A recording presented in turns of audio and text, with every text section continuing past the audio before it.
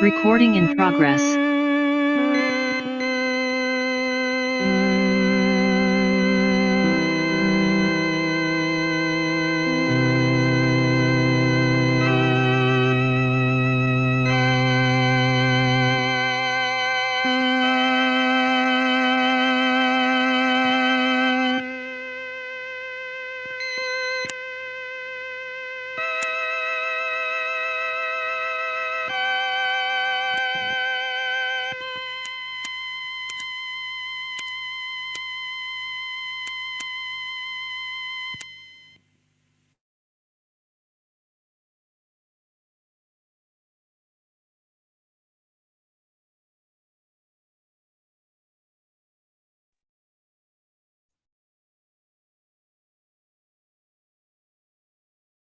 Namaste, my dear brothers and sisters. In today's edition of the Yes Talks, we shall discuss one of the major works of Sri Aurobindo, The Life Divine. It's one of his best known and least understood works. It does take time to read and digest it, but once you do, you really enjoy it. So we'll have a glimpse of it, and then further you can know more. If you are interested, then you can get the book itself and study it for yourself.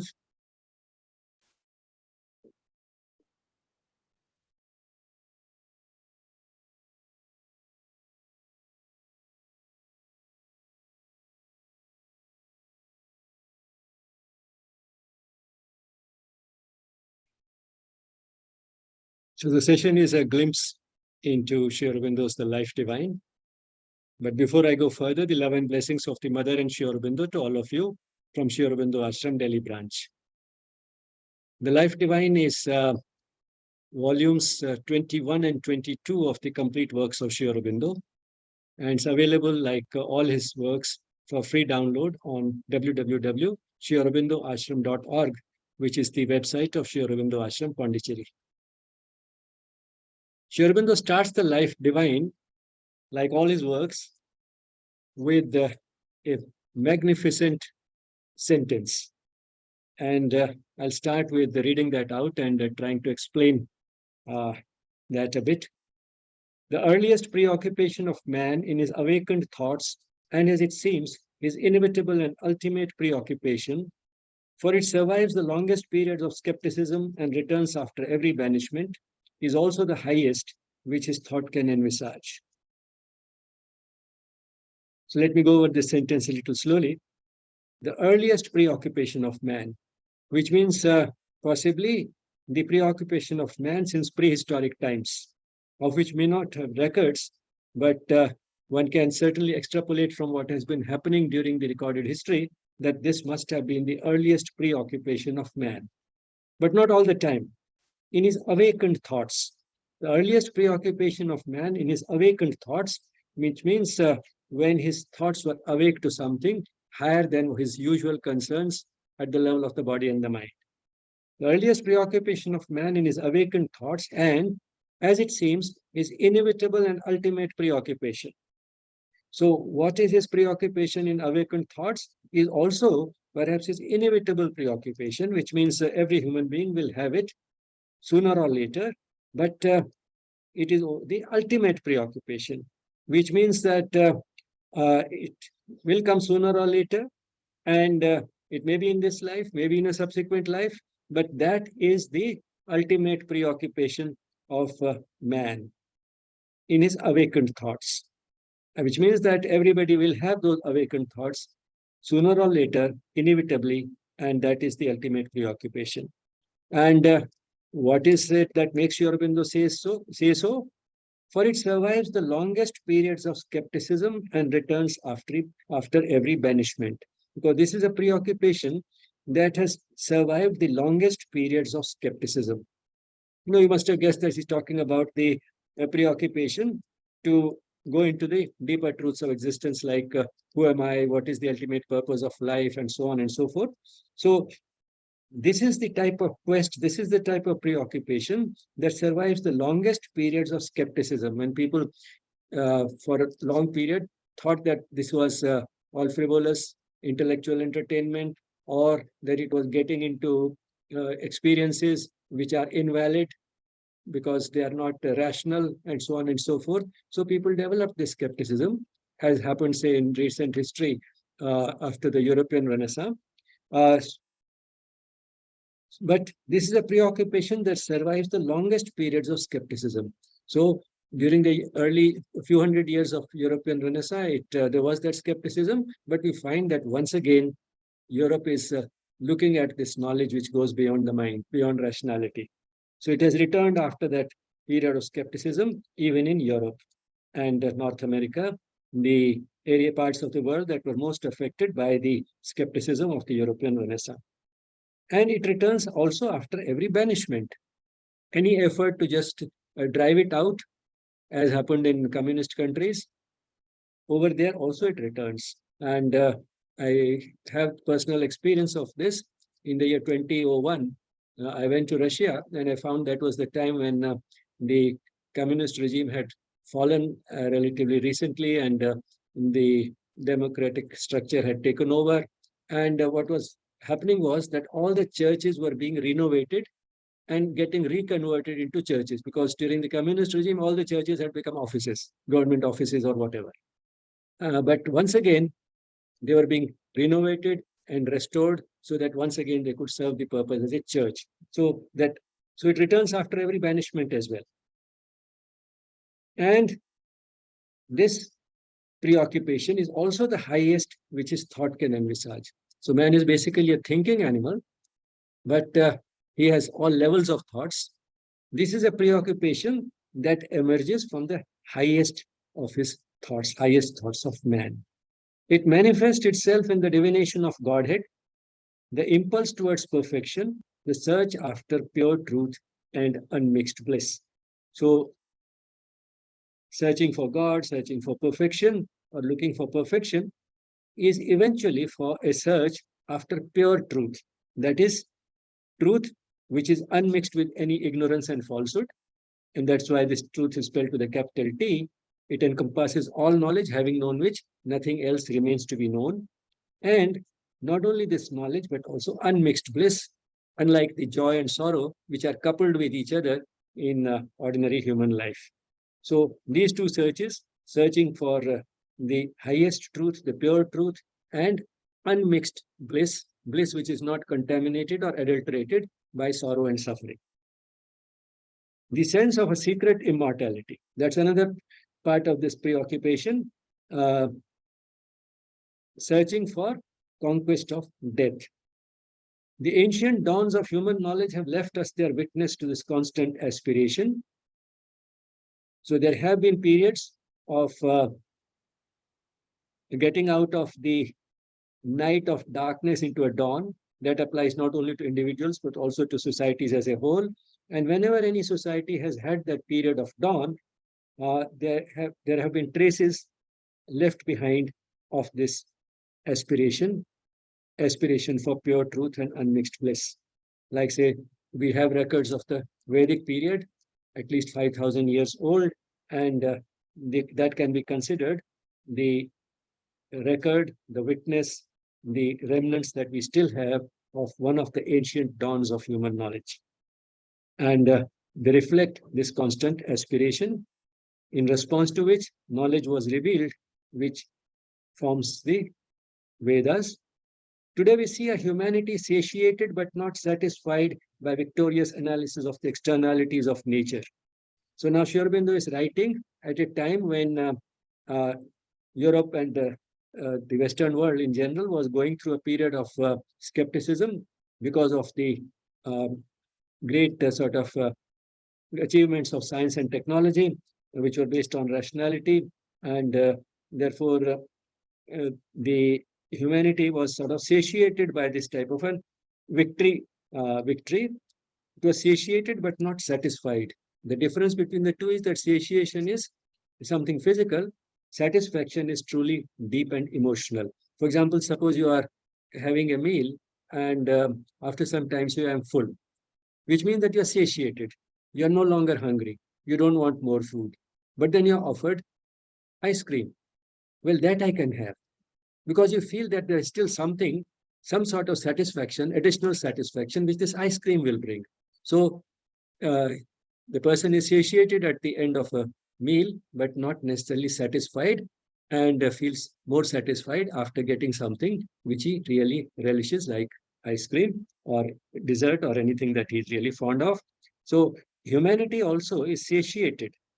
Yes, it has reached a certain level of saturation with what? Victorious analysis of externalities of nature. The external features of nature have been uh, analyzed, and a certain amount of victory has been achieved in that. That is the sort of victory science and technology achieved. But then that has satiated us, not satisfied us. And as a result, what is happening is uh, that even that part of the world which was satiated, which was the scene of action where this type of satiation with the scientific knowledge happened during the European Renaissance, even that part of the world is now preparing to return to its primeval longings. So we could see even then, and now it is more than obvious that the Western world is once again looking at ancient Indian wisdom because of this primeval longing, this aspiration, which is the one of the, which is the oldest aspiration of man, and survives all these periods of skepticism and banishment. The earliest formula of wisdom promises to be its last: God, light, freedom, immortality. So this is the type of search which man is preoccupied with. The earliest preoccupation of man in his awakened thoughts, and, as it seems, his inevitable and ultimate preoccupation, for it survives the longest periods of skepticism and returns after every banishment, is also the highest which his thought can envisage. It manifests itself in the divination of Godhead, the impulse towards perfection, the search after pure truth and unmixed bliss, the sense of a secret immortality. The ancient dawns of human knowledge have left us their witness to this constant aspiration. Today we see a humanity satiated but not satisfied by victorious analysis of the externalities of nature, preparing to return to its primeval longings. The earliest formula of wisdom promises to be its last: God, light, freedom, immortality. So this is the grand opening of the life divine. Sure, the life divine is Sri Aurobindo's masterpiece on spiritual philosophy. Like all Indian philosophy, it is rooted in experience. Western philosophy is primarily an intellectual exercise. You think of a deep question, and then one uses the mind, the highest reaches of the mind, to find an answer. But still, it remains basically an intellectual exercise. Whereas in India, the rishis, they had similar questions, but they did not approach them necessarily with the mind. They, in fact, went in for a different mode of inquiry within. Within themselves, they went deeper, resorted to the method of intense concentration and extreme degrees of self-purification. And the result was experiencing the answers to the questions that they had. And experience is something which is truly convincing. Once they had the experience, some of them created sort of literature in which they put down what they had experienced. And sometimes even that literature was inspired literature. They were mantras which were composed when they were at their peak, at the peak of their spiritual experience. And then some of them or some others then studied those experiences and then knit them into a philosophy. So the philosophy emerged from experience. That is true also of Sri Aurobindo's philosophy. He had the experience. You find some of those experiences in the life divine. You find some more of them in Savitri, and you find another work also of Sri Aurobindo, not so well known, his Upanishad in the Sanskrit language, a short one, but an Upanishad all the same. In all these, you find Sri Aurobindo's spiritual experiences. But then in today's world, which has been highly influenced by the developments in the West during the European Renaissance, the modern mind has a tendency not to believe these experiences, and therefore it is important that those experiences are rationalized and a philosophy created out of it. So experience of the rishis alone is not enough to convince the modern mind. but then it has to be rationalized. So that is what Sri Aurobindo has done in the Life Divine, along with his experiences, is also the rationalization of those experiences from all angles, not to convince us, but that happens automatically once you read it, because apart from everything else, the Life Divine is also a lesson in logic. And once you read it, one realizes that we didn't even know how to think. We didn't know how to reason. So how incisive logic can be, and how in a cool, calculated manner, it can look at an issue from all angles, entertain all possibilities, and use all data available to arrive at a large number of conclusions, every conclusion possible from that data, and then eliminate some and retain some. And for that, again, there are reasons. So you find that Sri Aurobindo's book, The Life Divine, is, apart from everything, also a lesson in proper use of logic. Sri Aurobindo's philosophy is generally called integral philosophy, because everything that he has talked about is integral in nature. Integral here refers to the totality of the person, what a person is, and it is deeply rooted in Vedanta, which is the best known and most popular of Indian philosophy. How his version of Vedanta differs from some of the popular versions, we shall see later, but basically he's still rooted in Vedanta. Now coming to what the integrality of an individual is. No, that is what his yoga is based on, that is what his philosophy is based on, that is what his system of education is based on, that is what his psychology is based on. So to understand the integrality of an individual is important, and that emerges also from the Life Divine. What we see on the surface is the person's body and his mind has two aspects, the emotional part of the being and the intellect. That we can easily relate to. But then hidden behind it is the divine essence of the person, the soul. Now, the soul is not there just to give us the consolation that at least some part of us will continue to live even after we are dead and gone. The soul also has a dynamic aspect which participates in day-to-day life. And it is this dynamic aspect that Sri Aurobindo and the mother have called the psychic being. So there is a sort of a barrier that separates the soul and the psychic being from the body and the mind. But this barrier is not perfect. Once in a while, the psychic being does put in its voice, which we sometimes call the inner voice, especially when we are faced with a moral choice, to tell us exactly what the right thing to do is. We may ignore it. We may use our free will to do something else, but all the same, this inner voice is there. And apart from that, there are many evidences which we keep getting for there being something beyond the obvious, something beyond the body and the mind, which we can clearly relate to. But all the same, we are not sure of it. We may not have the experience of it, the type of experience that can be truly convincing. And that awareness of something deeper like the soul is not constant, so that our life does not generally revolve around our divine essence, the soul and the psychic being. But all the same, it doesn't mean that it always has to remain so. This barrier can be weakened and eventually abolished. But all the same, this is what the totality of the person is. Now, the question then arises, if we do have a soul, how did it get in?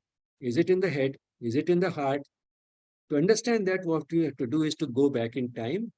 Go back in time to the era when nothing of the type that we are familiar with existed.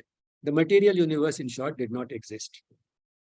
Which means that what we can relate to did not exist. Did anything exist before that? There must be, because only nothing can arise out of nothing. So if this universe came into being, there must have been something before it. Well, you might say that, well, that looks like just sort of using logic to support the idea of a creator who existed before all this was created. But then there are other ways also to rationalize it. If the creation of the universe was an accident, then we would have expected some sort of a chaotic creation. Because accident can only lead to something haphazard, something chaotic, not to something orderly. There's enough order in the universe to convince us that there must be a conscious entity behind it. For example, suppose you open a drawer in the drawer of your desk, and you find that in the drawer, the stationery is very neatly organized, all the pencils at one place in an orderly manner, and the uh, eraser at the right place where it should be, the sharpener at the right place, and the writing pad where it should be, and so on, so that everything is visible and it has a certain logic in the organization. So there's an order. Now, you assume that there must be an intelligent mind behind it. If somebody had just thrown in the stationery into the drawer, it would have accidentally taken the shape only of a heap of stationery, not this orderly arrangement. So in the universe also there is a lot of order, and that is how, in spite of so many uh, solar systems and so many galaxies, it has been running. And whatever laws of physics or chemistry have been discovered 200 years ago, they still are valid today. We don't have to do an experiment again to see whether they are still valid, which means that there are some laws and rules which govern this universe, and that is what has kept it going for billions of years. So there is a great deal of order in this universe, and therefore there must be an intelligent mind behind it. And since it is such a complex entity, that must be a supremely intelligent being which is behind it, the type that we can hardly imagine. And so we say that something which knew everything and could do everything existed before anything came into being. Call it by any name, but that such an entity did exist, and it was a conscious force, which means it was a self-aware force. It knew what it had to do, and it has the power to do it because it could do everything. Now, suppose this entity, which was a non-material entity, then because the material universe didn't exist, decided one day to create this material universe. It could do everything, but at least it needed some material to create the material universe. Where could you get that material from?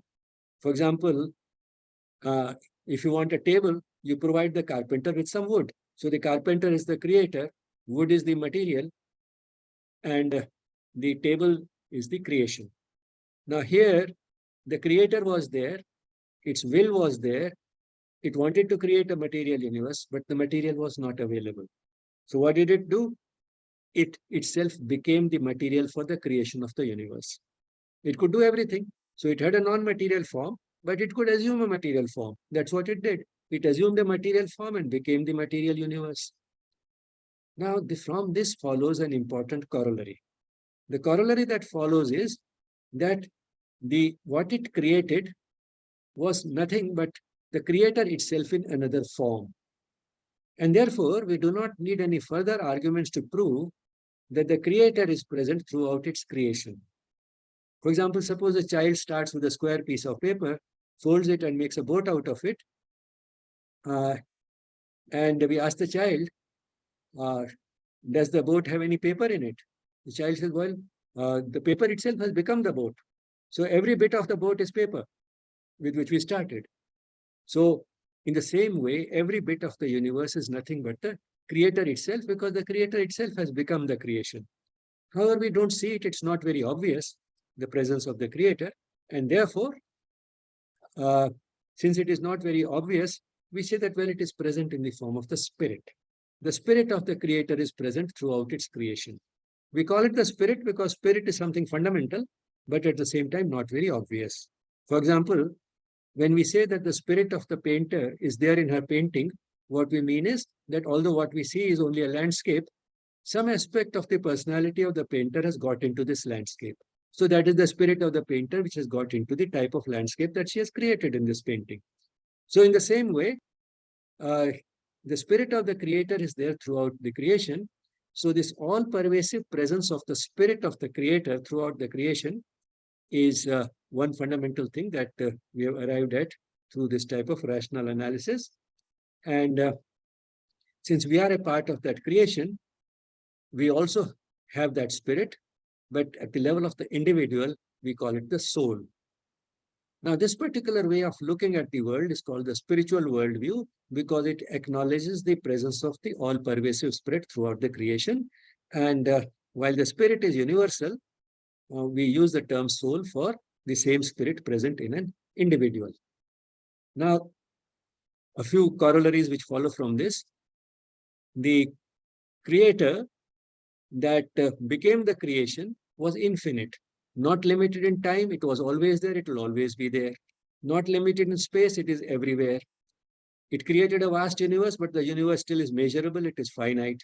So if we take away anything finite from the infinite, that is what the creator was, the remainder is still infinity. And in the same way, the creator divided itself into multiple units while creating us, while creating the creation. But then if you divide infinity by any number, any finite number, the each unit also contains in that infinite infinity. So the whole of the creator, so that spirit is not the 1 millionth or 1 billionth part of the creator, the spirit is the whole creator. Now this is what is embodied in a popular Upanishadic verse, Om Purnamada Purnamidam Purnat Purnamudachyate Purnasya Purnamadaya Purnam Eva Vashishyate. What it means is that the Purna, that is the divine, the complete, the total, that's everything, is there and it is here. Purnamada Purnamidam Purnat Purnamudachyate. It is from that complete thing, the divine, the infinite, from which everything emerged, everything came out. That is, the creation came. Purnasya Purnamadaya. If you take out the infinity which was there in the creation, which was brought forth by it, if you subtract that from it, the remainder, that is avashesh, is also Purna. So what is left behind is also Purna. So Purnasya Purnamadaya Purnam eva avashishyate. So Purnahi Purnam eva avashishyate. So we have arrived at the basic tenets of Vedanta, the philosophy that has been created from the Rishi's experiences, the philosophy, some glimpses of which we tried to get, or the type of experiences the Rishis had, we got some glimpses of it from what we have talked. Certainly, it is not an experience. It is an inferior way of talking about these things. But at the same time, that is all one can do in a talk. So far as getting the experience is concerned, that is an individual quest. And one has to follow the methods that all the rishis and mystics across traditions have followed. That is intense concentration and extreme degrees of self-purification.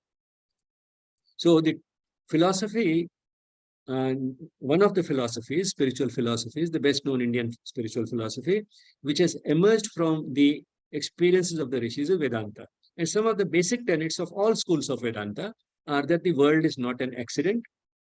It was created by a conscious entity. Secondly, that the creator did not create the creation, it became the creation, which means the creation is another form of the creator. Third, that the creator has an all-pervasive presence in the creation. And last but not least, and the creator continues to be active in the creation, which means having created, the creator has not abandoned its creation. It continues to have an overall sort of control over it. It determines the direction in which the creation will move.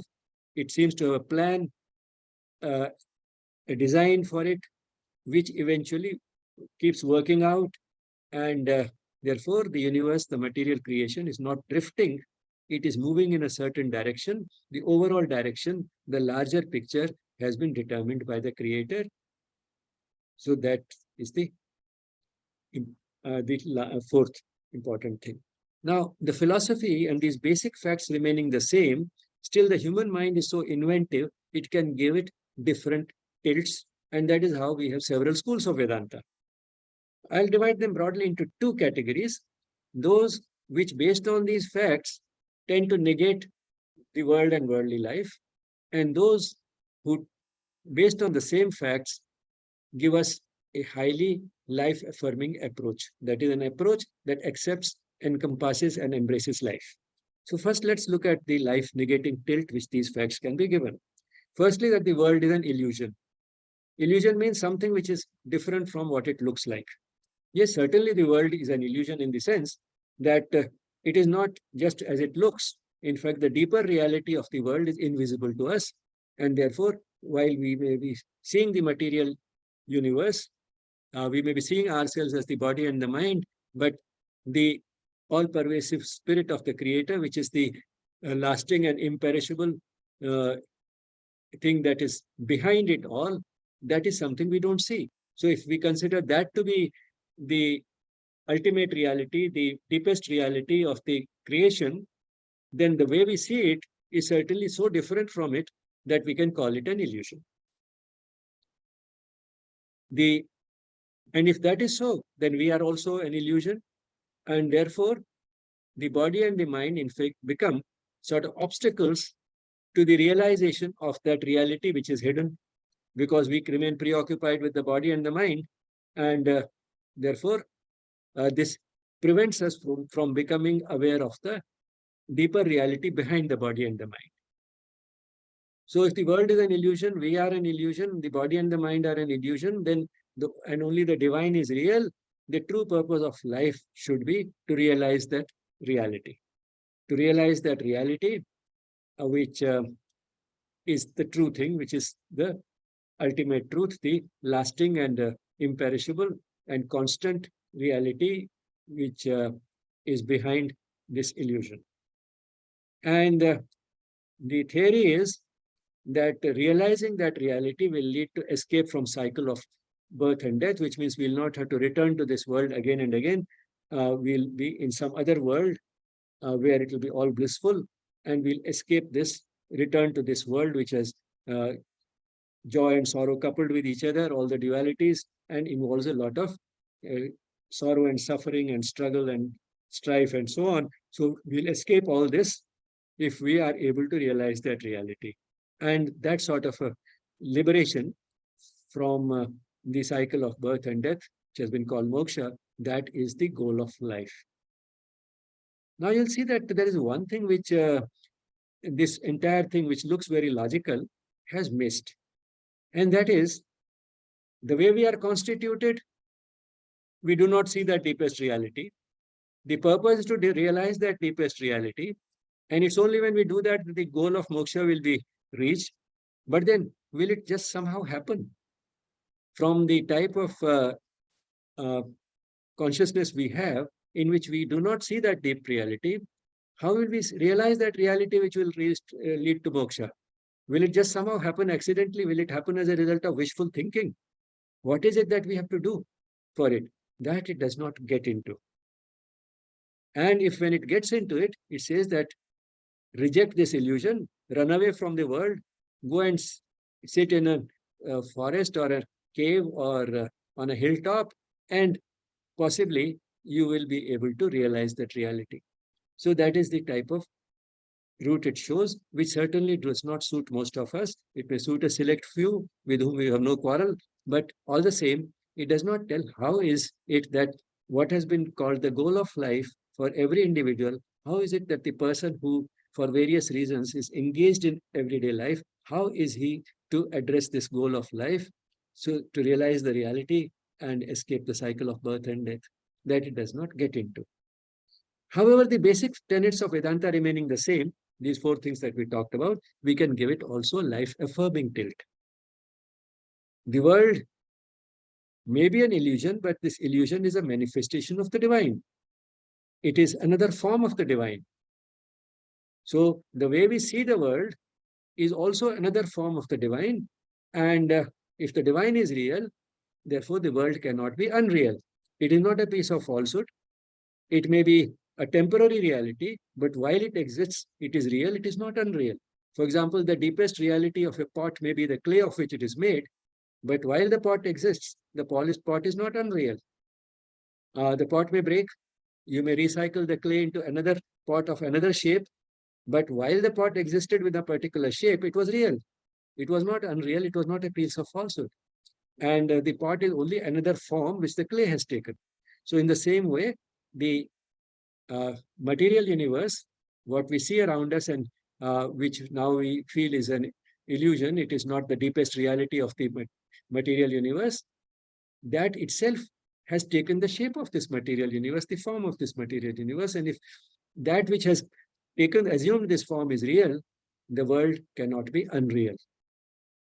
And then for realizing that ultimate reality, which is the goal of life or can be looked upon as a major goal in life, for that, it is for that that we have been given the body and the mind. They are our instruments for realizing the reality.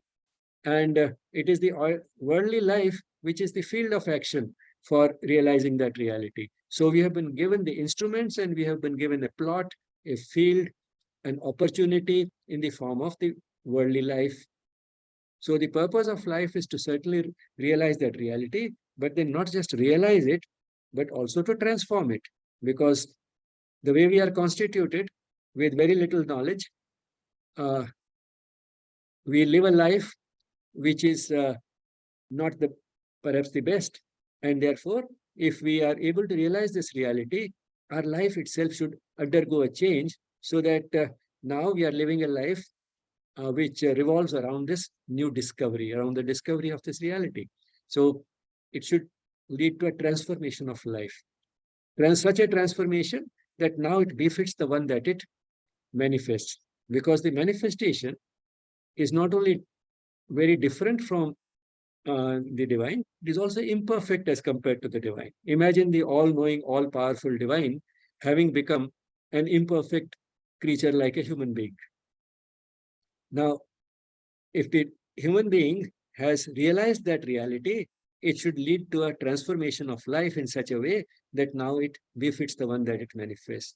And this should apply not only to the individual, it can apply to the world as a whole. So the purpose should be to transform human life, worldly life, and the world in such a way that the manifestation is fit to manifest the perfect divine. The highest goal, therefore, should be to be always conscious of the divine and to organize our life around this awareness. Because this is not a one-step event, it will be a process. So from where we are, we can move to a direction where we become a little more aware of the divine, still a little more aware in steps. And the more we become aware, the easier it will become to organize our life around this awareness, because this awareness will lead to a change in our nature. No, so-called typical human nature is not a fixed entity. We find a range of human nature from the most sort of a criminal mind to the mind of a sage and a saint, and a lot in between. So the human nature is not a fixed entity, and human nature can change for the better as a result of becoming more and more aware of the hidden reality behind uh, the individual. And if this becomes constant, if this realization, if this awareness of the deeper reality becomes constant, we'll be always able to organize our life around this awareness, which means it should reach a level of constancy. So it's not periodic, interrupted awareness, sometimes organized around this awareness and sometimes organized around the awareness of just the body and the mind and nothing deeper than that. So instead of being a mixed sort of a bag, the highest goal should be to be always to be constantly conscious or aware of the divine and to organize our life around this awareness, so that what would be the result? The instruments would be affected by this awareness. The instruments are the body and the mind. The mind generates feelings and thoughts. So our thoughts and feelings and our body, the actions of the body, our bodily actions, they should all reflect the divine purity and perfection. So all these things will undergo a change, and as a result, uh, the human nature would change. So the highest goal should be to be constantly and aware of this, to organize our life entirely around this awareness, and the result of this awareness would be that our body and mind would be transformed in such a way that our feelings, thoughts, and actions would reflect the divine that they manifest. Now, this sums up in a way, in a pictorial manner, what we have been talking about. We have two poles of consciousness. One is the mental consciousness, which declares that I believe in only what I can see. If I don't see it, it doesn't exist. At the other end is the consciousness of the rishi or the mystic, who can see this reality, but behind it and beyond it, he can see another reality. And this is the reality that also is all pervasive here. He can see it here as well as beyond it and behind it. Now, beyond it also is what we call the transcendent, because we saw that the creation has not exhausted the creator. The infinite still remains, the remainder still remains infinite. So there is a transcendent that is beyond all this creation, and this also the Rishi acknowledges. Now, most of us are at neither of these extremes. We are at some point on this spectrum. Irrespective of where we are, we can live our life in such a way that we can take a few steps either way. And to take a few steps towards the mystic consciousness is the purpose of life. So we may not be able to complete this entire journey in one life, but eventually, one day we would. And to start with, when a human being is born with a predominantly mental consciousness, it will be through trial and error. Accidentally, he'll end up a little nearer the mystic consciousness. Then he reaches a point where he's born in such a way, because whatever progress he makes in one life is carried over to the next life. He's born in such a way that pretty early in life he realizes that there is a lot more that is beyond the obvious, and to search for that truth, to search for that ultimate reality, to search for the unmixed bliss is the true purpose of life, and he can then consciously live a life which will take him in this direction and make a little faster progress. So the ultimate preoccupation, as Sri Aurobindo says right at the beginning, is this, and the person will become conscious of it after reaching a certain level of evolution as a result of the homework that he puts in a certain number of lives. And why this rebirth is essential or is a part of Vedantic beliefs is because this is a journey which nobody can complete in a lifetime. And if this is the ultimate destiny of every individual, then rebirth becomes a logical necessity. So the basic problem of human life is ignorance. And ignorance leads to incapacity, that is limitation of power. Now, this is easy to understand because we say knowledge is power. No, that is so the one who knows everything and can do everything, that is the divine, has maximum capacity. Less the knowledge, more the incapacity. And this is not only something which is axiomatic or inevitable, it is also desirable. Because if someone who is ignorant has all the capacity to do whatever he wants, this capacity is likely to be misused. For example, a child of 2 or 3 years of age has the capacity to run around a lot, touch anything, pick up anything, but he doesn't have the knowledge that fire is dangerous. So he may put his hand in fire. It's only when the hand gets burnt that he realizes something has gone wrong. Or he may put his hand over a live electric wire or plug and get an electric shock. And that is why you have to child-proof the house when you have a small child around. This happens also to adults.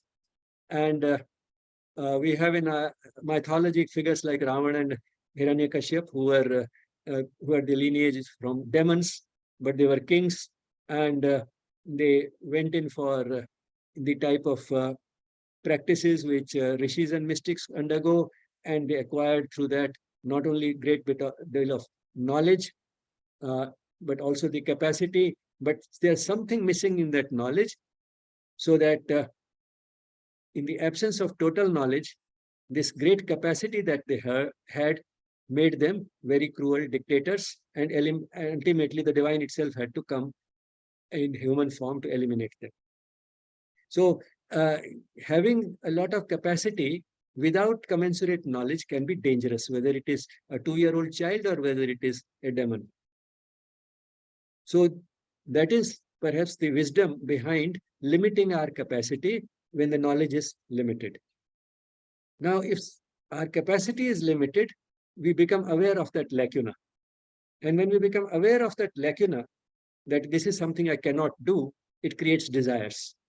So desire is rooted in this incapacity, and desires have a way of leading to suffering, both fulfilled desires and unfulfilled desires. I'll not go into the details of that because otherwise we'll fall short of time. Maybe we already are. So I'll not go into the details of how both fulfilled and unfulfilled desires can lead to suffering. And that is how desires and the suffering emanating from it become an inevitable part of human life. The basic root remains ignorance. And the uniqueness of man is that he is, at least at a certain stage of evolution, aware of this and wants to get rid of this ignorance, get into that deeper knowledge, which will make him free of these desires, free from sorrow and suffering, and lose the fear of death. So incapacity, desire, suffering, and death are closely related. And the uniqueness of man is that he has that aspiration, an undying aspiration, which is the oldest preoccupation of man.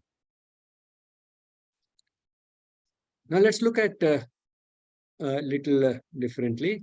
What is the type of ignorance the person has and what are the consequences? The basic problem of human life is that the person is ignorant of who he is. He's aware of the body and the mind, but not the soul behind it, at least not to the extent that he can organize his life around that soul, the existence of the soul. And this is, ignorance means partial knowledge. And partial knowledge is not only partial, it is also distorted. You would have heard of that story of a shield which was red on one side, say, and blue on the other. And two people who saw it from different sides, they insisted that one of them insisted it's red, the other that it is blue, and they're almost coming to blows because they couldn't, their knowledge was partial and they could not imagine that the other side of the shield might be of a different color. So not only knowledge is partial and partial knowledge can be distorted, the way we are constituted, we can take that distorted knowledge to be completely true. Now, we don't always necessarily believe that this is distorted knowledge and therefore there may be scope for some correction. We take it as the final truth. And the tools that we have for overcoming this ignorance, that is the body and the mind, are rather weak tools. On top of this, tools are at war with one another. The mind wants to do something, but the body is lazy. The body is fit, but the mind is lazy. The intellect says that doing something is wrong, but the feelings become too tempting and overwhelm us. So these tools are at war with one another. Now we have ignorance not only of the self, we also ignorance of those around us. And this ignorance is even deeper and more complete because we know very little about anybody else. For example, if you know me only through this type of talks, or whatever you see on the YouTube, you may develop a very good impression of me. But then that is a very partial knowledge that you have and therefore very distorted. And in fact, the real picture might be much worse than what you judge. So our knowledge of those around us is even more than the ignorance of ourselves. And that can lead to many problems because if we judge someone positively, well, good. But we also judge a lot of people negatively. That, in fact, has a lot more commonly. And we are convinced that the way I have judged this person is the right way to judge it because partial and distorted knowledge is also taken as the final knowledge by us in our consciousness. Plus, on top of that, we have our own ego, which makes us feel that the way I think is always better than the way anybody else can think. And sometimes even that the way I think is the only way to think. So the combination of this ignorance, which leads to this partial knowledge of others, is a very deadly combination because the ego asserts itself plus this ignorance, which leads to partial knowledge of others, distorted knowledge of others, coupled with our own ego, becomes a very disastrous combination. So if the basic problem of human life is ignorance, the solution should be to get the knowledge. And that knowledge will still be only a way to begin because it needs a follow-up. What is the follow-up? putting that knowledge into practice. The practice will generate the experiences which will further deepen the knowledge. So till the knowledge has deepened, which will take much longer than getting the knowledge. Knowledge can be acquired from a talk like this or from a book, but that is only the beginning for those who have an intellectual approach to the deeper truths of existence. This is not the only approach. One can approach through work and devotion also, but those who are knowledge oriented can get this knowledge easily, because now everything is available in print, and you can also go to the internet and get all the knowledge, all the Upanishads and everything is there on the internet. But then knowledge alone is not enough. It needs a follow-up in the form of practice and experience.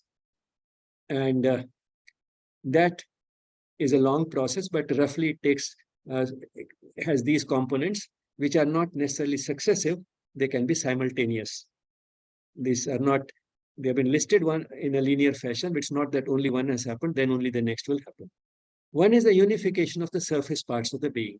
We saw that our body, mind, and intellect, even the surface itself, these different tools that we have, the body and the mind, they are at war with each other. They sometimes take us in different directions, and we can't make up our mind. And it's by and large the emotions that have the most powerful effect. If the emotions can be purified and refined, a lot is taken care of. But at the same time, they should be purified and refined, not killed, because the emotions also translate into the vitality and enthusiasm which are behind all the great things that we do. And that includes also taking to the spiritual path. That also requires that same type of vitality and enthusiasm which is required for a project in the ordinary world, in the outside world. So the emotions have to be only purified and refined, educated, transformed, but not killed.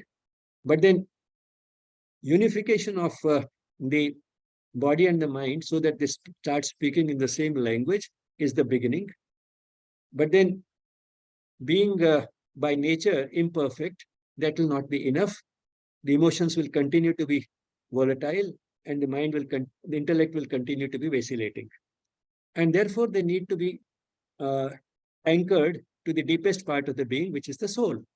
So that anchoring is important. So after unification of the surface parts of the being, there has to be a unification with the deepest part of the being. And then there also has to be a unification with those around us. And this doesn't have to be successive. It can be simultaneous, because once we realized who we are, we feel that if I am this, the other person's is also the same. So others are the same as me. So if I am, my deepest reality is the soul, the other person's deepest reality is also the soul. So there's certain identity, certain type of oneness that unites us. In at least this respect, we are identical, and the superficial features are unimportant. It is this deepest level at which we are one, which is important. So this leads to a sense of oneness. And oneness in turn leads to intimacy and love. And of course, there has to be unification with the absolute, which is manifesting in the form of the entire creation, including the human beings, because we are not the only ones. So this entire creation is a manifestation of that absolute, to have a unification with that. So these are the different sort of aspects of this unification, which will be the result of the knowledge being put into practice and the experiences which that knowledge will generate. Now, Sri Aurobindo's philosophy is rooted in Vedanta, has been called integral Vedanta, and as you might have guessed by now, it has a very strongly life-affirming tilt. That is, do not reject life, but seek to transform it so that it befits the one that it manifests. An important feature of Sri Aurobindo's philosophy, which in a way goes beyond many of the schools of Vedanta, is the great stress on evolution. From matter to life, from life to mind, has been the evolution so far. But then the trend so far indicates that the human being is the latest but not the final product of this evolution. It's essentially an evolution of consciousness, that is the divine manifesting a little more of itself in different forms of creation. It manifests to the least extent in dead matter, a little more in creatures which have life, still a little more in those which have a mind, and the maximum manifestation so far has been human beings, but even a human being manifests only a small fraction of the divine consciousness. But human beings are unique in having the urge and the capacity to evolve further. So, in the case of human beings, evolution doesn't have to be just left to the natural process of evolution the way it has been so far. After the evolution of man, there can be also a conscious evolution. That is, we can consciously engage in this process and thereby accelerate the consciousness, this evolution, not only of ourselves as individuals, but of the human race as a whole. So this is what makes his philosophy also highly futuristic in nature. That if a large number of people consciously engage in uh, trying to raise their consciousness, moving from the mental towards the mystic consciousness, then the average level of consciousness will go up. Therefore, the typical human nature will improve, and that will give us a much better world. So that is the futuristic vision which Aurobindo has expressed in all his works, but emerges very clearly in the Life Divine and also in Savitri. So this is a line from Savitri. He saw a world that is from a world to be. He's talking he here in third person, but it refers to him. In Savitri, it refers to Ashwapati, but Ashwapati was nothing but Sri Aurobindo. Uh, those who have, studied Savitri can easily see that he's talking about himself when he's talking about Ashwapati. So he saw a world that is the way it is at present, from a world to be. That is, he saw the difference between the world as it is today from the world that will be sometime in the future, and that sometime will be a relatively near future. That is the assurance that Sri Aurobindo has given. And uh, assurance comes in these lines from Savitri. As yet, thought only some high spirit's dream or a vexed illusion in man's toiling mind. So what was so far considered just a dream or the illusion created by a man's mind working over time, that is, the world will improve. It might have looked like that so far, but now comes the assurance, a new creation from the old shall rise. So this is not just wishful thinking, it is based on his experience. In knowledge inarticulate find speech. That is, knowledge which so far has not been uttered in words will find speech, the type of speech that we find in mantras. Beauty suppressed, burst into paradise bloom. That is, beauty, refers in a broad sense to all types of perfection of the body and mind. It's the way we say a beautiful sentence, a beautiful mountain, a beautiful hill. So beauty is not a beautiful idea. So beauty is not just physical. So all manifestation of the divine can be considered beautiful. So beauty suppressed, which has remained suppressed because divinity has not been expressed fully, will now burst forth in this new creation as if into paradise. Because earth will become like a paradise, and that is where this beauty can bloom. Pleasure and pain dive into absolute bliss. So these dualities like pleasure and pain, joy and sorrow will lose their identity into the vast ocean of absolute bliss. And if a large number of people engage in it, they'll become what is called the Gnostic beings. And the society in which they have a large number of Gnostic beings, what will that society be like? Even the multitude shall hear the voice, which means large numbers, ordinary people shall hear the voice of the divine, shall feel that aspiration, which has been the earliest preoccupation of man, and turn to commune with the spirit within. So this call, they shall respond to this call, to this voice by turning inwards, looking within, and strive to obey the high spiritual law. And therefore, the type of life that they will live will follow not the ordinary law of the mind, but the high spiritual law. This earth shall stir with impulses sublime, humanity awake to deepest self.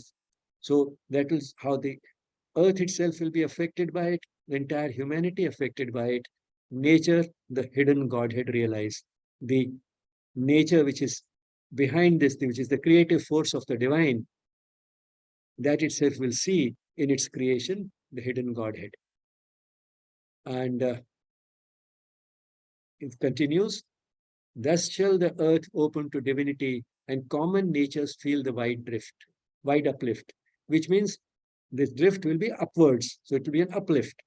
And who will feel it? Not a select few, but common natures, the ordinary person. Relatively, it will become more commonplace. Illumine common acts with the spirit says. So ordinary everyday work will be illumined by this uplift. So it's not that something different will be done, but the same acts will be done in a different spirit and meet the deity in common things, whether it's teaching or whether it is farming or whether it is carpentry, all types of work, the common acts, or whether it is household work. Common acts will get illumined by the spirit's ray and meet the deity in common things. So we'll see the divine in everything, not in something exotic and extraordinary, say only in a place of worship. It will be seen also in common things. Nature shall live to manifest secret God. The spirit shall take up the human play. So our play will no longer be governed by our ordinary minds. This and the human nature as a result would change, and that's how earthly life would become the life divine. In short, what the world of the future will be like, which Aurobindo has visualized, will be a world which will be full of love, which has been inspired by a sense of oneness, and we'll have spirituality being practiced instead of a large number of religions. And finally, a few lines more from Savitri about the type of world we'll have, the world in which we shall find that the joy will be shared because everybody would realize, or at least the average human being would realize, that imperfect is the joy not shared by all. And finally, the large number would feel that to live, that is, to live a meaningful life, to fulfill the purpose of life, happens when we feel love, which has been inspired by oneness. To feel love and oneness is to live. Now, this is a line that occurs almost at the very end of Savitri and may be considered the Mahavakya of Savitri. To feel love and oneness is to live. So the purpose of life is fulfilled when life is full of love, which has been inspired by a feeling of oneness with those around us. So I've given you a glimpse of the life divine, which is about more than 1,000 pages. And similar knowledge and some additional knowledge is available also in Savitri. Savitri is sort of a scripture and has just about everything that a seeker may be looking for. But then the particular canto, which can be considered a summary of the life divine, occurs in Book 1. It's the 4th canto of Book 1 and is titled The Secret Knowledge. And this is the life divine is more than 1,000 pages. Savitri a little less than 1,000 pages. So if you find that intimidating, then here is a poor substitute. Understanding Spirituality, a book just about 300 pages in ordinary English, which is much easier to understand. Understanding Spirituality and Living It 24/7, Real Questions, Rational Answers. And if you do not have access to this book, you can find an e-copy on Amazon, or you can send an email to us and we can arrange to courier it to you. Questions or comments are always welcome on yes@yesspirituality.com. Gratitude to the Mother and Sri Aurobindo for making this event possible. And thank you all for being there. Stop share.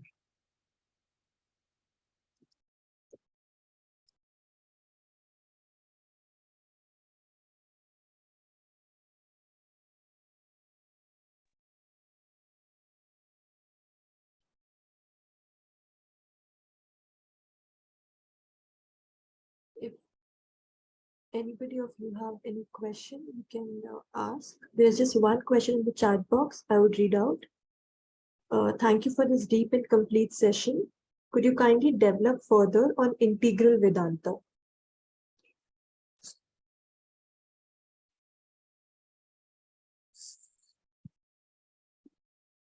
Well, that's such a broad question that it will require a lot of speaking. What I've given is a glimpse of integral Vedanta. This term integral Vedanta, in fact, I came across for the first time in a book by David Frawley. And I think it's a very fitting way to, if one has to give a label to this school of Vedanta, then it can be called integral Vedanta, which is in contrast with the absolute non-dualism or qualified non-dualism, which are the other two schools of Vedanta, two major schools of Vedanta.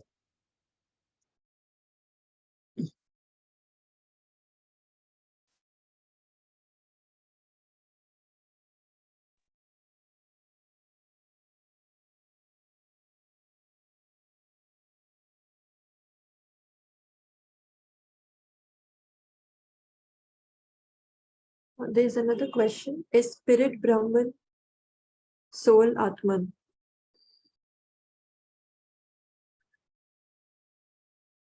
Well, there's always a difficulty when one tries to find an exact translation of Sanskrit terms in English, in the English language. But this sort of uh, efforts, on which sometimes a lot of energy is wasted, is usually infructuous. It's quite unnecessary, doesn't lead to any important gain in real terms. But then now that you raised the question, Brahman refers to the uh, ultimate reality in all its forms. And the Gita has clarified it that the Brahman can be both Shara and Akshara. Shara, that is, which is temporary and perishable. Akshara, that is imperishable and everlasting. So both the manifest forms and the unmanifest forms are two different aspects of the Brahman. And Brahman. And the Gita has coined another term yet to encompass both these, and that is Purushottam. So Purushottam encompasses both the manifest and the unmanifest divine, or the manifest and the unmanifest Brahman. Atman refers generally to the soul or the spirit, that is the presence of the divine in the universe. More often used for individuals rather than for the entire universe. Atman.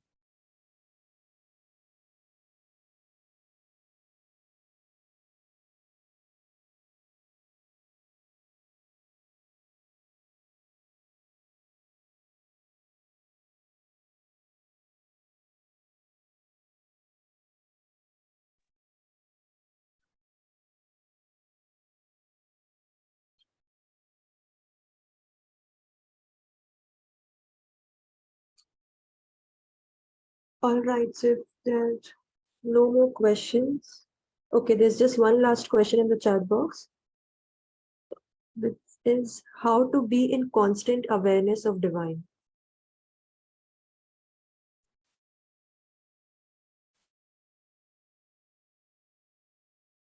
The constant awareness is a long journey. To start with, one would get only glimpses of the divine and will be only occasionally aware of the divine. As the experience deepens and whatever experience one has, one tries to organize his life around it and puts it into practice, the awareness will become more and more constant. So the constant awareness is something which will be sort of the ultimate. But then why should one embark on a journey which is so long, which may not be completed even in a whole lifetime? The rationale for that is that the journey itself is enjoyable, because while the uh, ultimate goal may be distant, every step that we take towards the goal, which is the purpose of life, that's the distinction between the purpose of life and the goal of life. The goal of life is a fixed point, which is basically a remote and theoretical point for most of us. But the purpose of life is something meaningful for all of us, because purpose of life is not a destination, but moving in a certain direction. And from wherever we are, we can always take a few steps in the right direction. And every step that we take brings us a little more joy, a little more peace of mind, a little better health, and a little more sense of fulfillment.